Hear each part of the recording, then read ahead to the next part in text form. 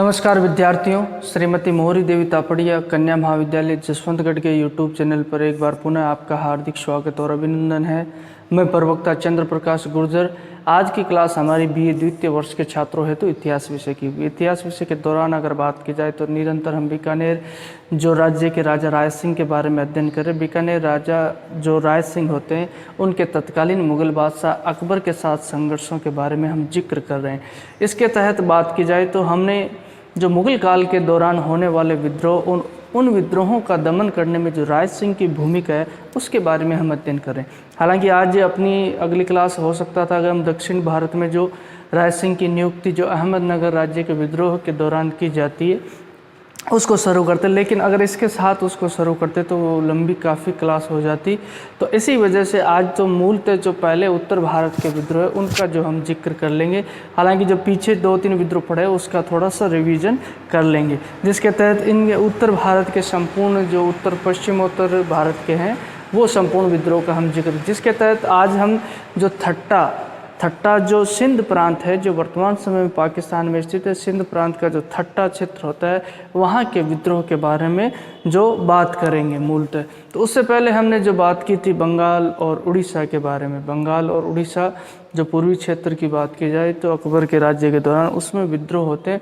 उन विद्रोहों का दमन करने में भी हमने देखा कि किस तरीके से जो राय सिंह की भूमिका होती है। जैसा कि हमने देखा कि बंगाल में जो ख्वाजा शमसुद्दीन के द्वारा और उड़ीसा में जो कतलू खां के नेतृत्व में जो अफ़गानों के द्वारा विद्रोह करती है। जैसा कि हमने देखा बंगाल में ख्वाजा शमसुद्दीन के द्वारा मुगल सेना को पराजित कर दिया जाता है और उसके पश्चात जो टोडरमल के नेतृत्व में जो सेना जाती है उसको भी शाही सेना को पराजित कर दिया जाता है।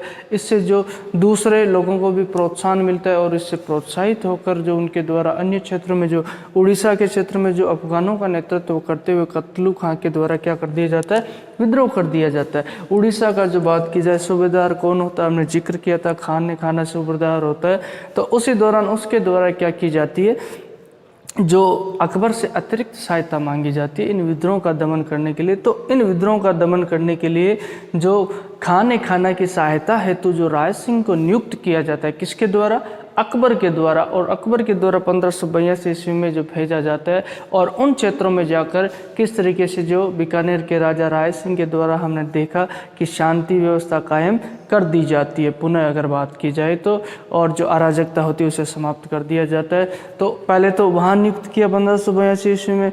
अब उसके पश्चात हमने देखा कि जो बलूचों का विद्रोह होता है, ये भी जो पाकिस्तान में स्थित जो प्रांत है बलूचिस्तान, वहाँ पे विद्रोह कर दिया जाता है बलूच सरदारों के द्वारा और मुग़लों की अधीनता स्वीकार करने से मना करते हुए उनके द्वारा स्वतंत्रता की घोषणा कर दी जाती। तो उस विद्रोह का दमन करने के लिए 1585-86 ईस्वी में किसकी नियुक्ति कर दी जाती है, राय सिंह की नियुक्ति वहाँ कर दी जाती है। और राय सिंह के द्वारा हमने देखा किस तरीके से बलूचों का विद्रोह करके बलूच सरदारों को जो कहाँ लेके आता है, ये मुग़ल दरबार में लेकर आता है और उनके द्वारा जो अकबर की अधीनता स्वीकार कर ली जाती है और अकबर के द्वारा भी उन्हें क्षमा करते हुए माफ़ करते हुए उनकी जागीरों को पुनः लौटा दिया जाता है। उसके अलावा बात की जाए अमर सिंह और केशवदास का विद्रोह होता है। ये हम देखा कि जो राय सिंह है उसके खुद के भाई और भतीजे होते हैं, अमर सिंह के द्वारा विद्रोह किया जाता है और उसी दौरान एक मुग़ल अधिकारी की हत्या उनके द्वारा कर दी जाती है। हालांकि जो मुग़ल अधिकारी से संघर्ष के दौरान अमर सिंह मारे जाते हैं। अमर सिंह की मृत्यु के पश्चात केशवदास के द्वारा जो विद्रोह का नेतृत्व किया जाता है और उसी दौरान हमने देखा इनके द्वारा एक मुग़ल अधिकारी की हत्या कर दी जाती है। ये राय सिंह का कौन होता है, भतीजा होता है, इसके द्वारा हत्या कर दी जाती है। तो इसके विद्रोह का दमन भी किसके द्वारा, राय सिंह के सरदारों के द्वारा किया जाता है। राय सिंह द्वारा अपने सरदार भेजकर जो इसके विद्रोह का दमन किया जाता है। उसी दौरान ये संघर्ष में केशवदास भी मारा जाता है।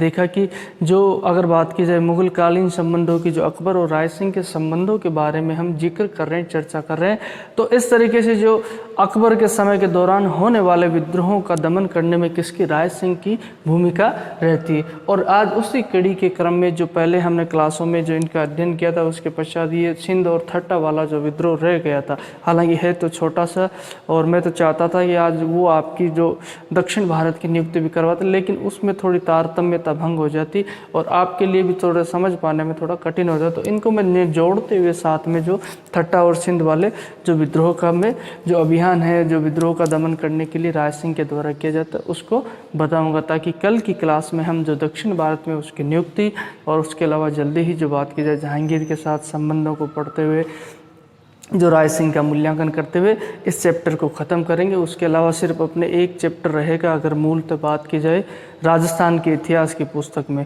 जिसके तहत हमें जो आमेर के जो शासक है, आमेर के जो राजपूत शासक कच्छावा शासक है, उनका अध्ययन करेंगे। उसके पश्चात तो राजस्थान की संस्कृति, कला संस्कृति, उनके बारे में ज़्यादा चीज़ें हैं जो आगे के चैप्टर में, वो तो काफ़ी जो आसान भी रहेगी हमारे लिए। उसके अलावा दुर्ग है और है उन चीज़ों का। तो अब बात करते हैं अपन जो राय सिंह के द्वारा जो ठट्टा सिंध का अभियान किया जाता है। ये प्रांत मैंने बताया आपको पहले भली भांति कि जो पाकिस्तान का वर्तमान जो सिंध क्षेत्र है, सिंध प्रांत है, वहाँ का एक राज्य है, उसी में ये ठट्टा स्थित था। और यहाँ का शासक कौन था? जानी बेग, यहाँ का मिर्ज़ा जानी बेग शासक था। अकबर की रणनीति बनाई हुई थी कि अकबर काबुल पे अधिकार करना चाहता था, काबुल पे आक्रमण की योजना उसके द्वारा बनाई। तो अब काबुल पे अधिकार करने से पूर्व अकबर के लिए ये जरूरी हो जाता है कि इस क्षेत्र पे यानी संपूर्ण सिंध पे उसका अधिकार होना जरूरी है। हालांकि सिंध के कुछ क्षेत्रों पे तो उसका अधिकार था, ये ठट्टा का क्षेत्र था, तो यहाँ का शासक जो जानी बेग था, तो इस क्षेत्र पे अधिकार करने की नीयत से अकबर के द्वारा क्या किया जाता है? आक्रमण किया जाता है इस क्षेत्र में। इसके द्वारा जो मुगल अधीनता को भी जो मानने से इनकार कर दिया जाता है ठट्टा के शासक के द्वारा। तो उसी दौरान जो अकबर के द्वारा अपने काबुल विजय की जो योजना थी, उसके काबुल विजय का स्वप्न, उसको साकार करने के लिए वह इन क्षेत्रों पर पहले ही अधिकार करना चाहता था। उसी दौरान जो इसके द्वारा क्या किया जाता है? अब्दुल रहीम खान खाना को जो आक्रमण के लिए नियुक्त किया जाता है। कहाँ पे आक्रमण करना है? इसको ठट्टा पे आक्रमण करना है। और ठट्टा का शासक कौन है? मिर्ज़ा जानी बेग। इसको शाही सेना देकर जो भेज दिया जाता है, अगर वह उन्हीं क्षेत्रों में जो प्रांतों में नियुक्त अधिकारी होता है तो उसको कहा जाता है, आक्रमण के लिए कहा जाता है, और वह अपनी सेना सहित आक्रमण के लिए चला जाता है। अब जो खाना द्वारा क्या है, जो पहले जो सीमा के पास में जो सहवान दुर्ग होता है, जो ठट्टा राज्य के तहत ही होता है, उस दुर्ग पे क्या कर लिया जाता है? मामूली सी झड़प के साथ ही आसानी से क्या कर लिया जाता है? अधिकार कर लिया जाता है। हालांकि इसके द्वारा जानी बेग के द्वारा प्रतिरोध किया जाता है, ऐसे आसानी से उसके द्वारा आत्मसमर्पण नहीं किया जाता है। तो उसके द्वारा क्या किया जाता है? इस सहवान दुर्ग पे अधिकार कर लिया। अब सहवान दुर्ग पे अधिकार करने के पश्चात ये आगे बढ़ता है, यानी कि ठट्टा जो मूल ठट्टा क्षेत्र है उस पे अधिकार करने के लिए तो ठट्टा की तरफ आगे बढ़ता है। तो बीच में क्या है, जो इसके द्वारा जानी बेग के द्वारा जो इसको रोकने का प्रयास भी किया जाता है खूब। और उसी दौरान क्या होता है कि वर्षा काल, वर्षा ऋतु शुरू हो जाती है। उसी दौरान इसकी सेना के सामने काफ़ी कठिनाइयाँ भी आती है। और उसके अलावा जो रसद सामग्री, रसद बोले तो खाने पीने का जो सामान है, वह चीज़ें इसके लिए जो ख़त्म हो जाती है। तब इसी समय के दौरान उसके द्वारा अकबर से अतिरिक्त सहायता मांगी जाती है, उसकी मांग की जाती है, यानी कि कुमुक की मांग की जाती है, यानी कि भाई थोड़ी सहायता और भेजो ताकि मैं जो आसानी से ठट्टा पे अधिकार कर सकूं। तो उसी दौरान तो यहाँ मिर्ज़ा जानी बेग की अगर बात की जाए, उसकी सेना की तुलना में ज़्यादा फर्क नहीं रहता है अगर बात की जाए। तो इसी दौरान उसके द्वारा जोखिम नहीं उठाते हुए क्या किया जाता है? अतिरिक्त सैन्य सहायता की मांग कर ली जाती है। अब्दुल रहीम खाना ये कौन है? मुगल अधिकारी है, मुगल सूबेदार है, जो इसको आक्रमण करने के लिए जो नियुक्त कर दिया जाता है अकबर के द्वारा। अब इसके द्वारा जो अतिरिक्त सहायता की मांग की जाती है, तब यहाँ होती है राय सिंह की एंट्री। राय सिंह की एंट्री अभी तक तो ठट्टा के अभियान में बिल्कुल नहीं है। अब राय सिंह की एंट्री होती है जब इसके द्वारा अतिरिक्त सहायता मांगी गई, तो अकबर के द्वारा निश्चित किया गया कि ये 4000 मनसबदारी है, 4000 मनसबदार इसका ओहदा है किसका? राय देंगे। और इतनी सेना जो पर्याप्त होगी ठट्टा पे अधिकार करने, क्योंकि दोनों की सेनाएं यहाँ संयुक्त हो जाएगी, अब्दुल रहीम खाना की और बात की जाए तो इसकी जो राय सिंह की, तो अकबर के द्वारा निश्चय किया जाता है राय सिंह को भेजने के लिए, और उसके द्वारा राय सिंह को आदेश जारी कर दिए जाते हैं। राय सिंह अपनी सेना सहित बात की जाए तो कहाँ पहुँचता है? ठट्टा पहुँच जाता है। ठट्टा और इन इसके सहयोग से जो मिर्ज़ा जानी बेग के द्वारा जो राय सिंह की सेना के सहयोग से क्या कर लिया जाता है, ठट्टा पर अधिकार कर लिया जाए, पूर्णतः इसको पराजित कर दिया। इनके बीच में संघर्ष होता है, जानी बेग के द्वारा जो क्या क्या संघर्ष किया जाता है और खाना और जो राय सिंह की संयुक्त सेना के द्वारा इस संघर्ष में जो मिर्जा जानी बेग को पराजित कर दिया जाता है, पूर्णतः पराजित हो जाता है। इसके पश्चात इसके द्वारा क्या कर दिया जाता है, सरेंडर, आत्मसमर्पण कर दिया जाता है और जो ठट्टा का दुर्ग होता है वह मुगलों को सुपुर्द कर दिया जाता है, अकबर को सुपुर्द कर दिया जाता है और उसी दौरान इसके द्वारा क्या कर ली जाती है, अकबर की अधीनता को स्वीकार कर लिया जाता है।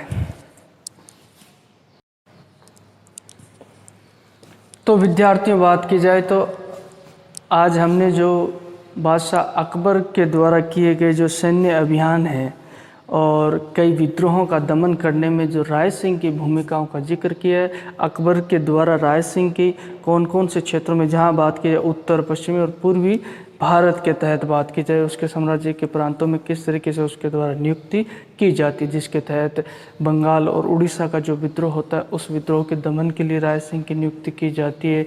उसके अलावा बात की जाए तो जो बलूचिस्तान में जो बलूचों का विद्रोह होता है उस विद्रोह के दमन के लिए राय सिंह को नियुक्त किया जाता है। उसके अलावा हमने देखा कि जो उसके भाई के द्वारा और उसके भतीजे के द्वारा जो विद्रोह कर दिया जाता है, यानी कि जो अमर सिंह और केशवदास के विद्रोह का दमन भी जो राय सिंह के द्वारा किया जाता है। और उसी दौरान हमने देखा जो ठट्टा सिंध के शासक के विरुद्ध सैन्य अभियान जो राय सिंह के द्वारा किया जाता है। मूलतः अगर देखी जाए तो संपूर्णतः जो सैन्य अभियान का नेतृत्व कभी राय सिंह को नहीं दिया गया। सैन्य अभियानों के तहत या विद्रोह का दमन करने के तहत राय सिंह को जो अतिरिक्त सहायता के तौर पे, जो अतिरिक्त सैन्य सहायता के तौर पे ही हमेशा नियुक्त किया जाता है। हालांकि नेतृत्व जो हमेशा ज़्यादातर समय देखा जाए तो नेतृत्व किसी अन्य के हाथ में रहा और राय सिंह के द्वारा उसकी सहायता की गई। उस सहायता के द्वारा ही जो उन विद्रोह का दमन किया गया या सैन्य अभियान किए गए, विजय हासिल की गई है।